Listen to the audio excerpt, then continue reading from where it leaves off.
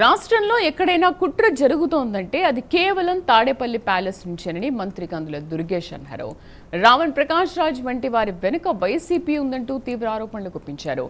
రావణ్ అనే వ్యక్తి మాజీ సీఎం వైఎస్ జగన్ ని కలవడం ద్వారా అసలు ముసుగు తొలగిపోయిందని మంత్రి కందుల అన్నారు.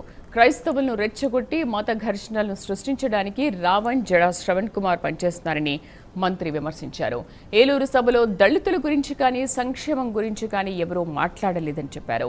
పవన్ కళ్యాణ్ ను కించపరచాలనే దుర్దేశంతోనే ఇలాంటి వ్యాఖ్యలు చేస్తున్నారని ఆయన ఆగ్రహం వ్యక్తం చేశారు. ముసుగు తొలగిపోయింది.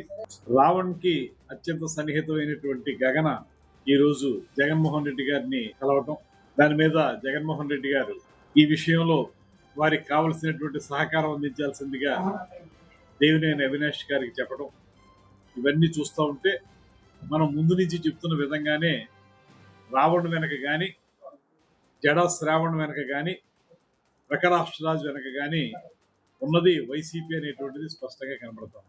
దాంతోపాటు ఒక పక్కన క్రైస్తవుల్ని రెచ్చగొట్టి మత ఘర్షణలు సృష్టించాలనేటువంటి ఆలోచనతో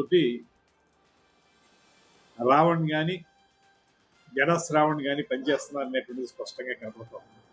మీరు ఏలూరు సభ చూసుకున్నట్లయితే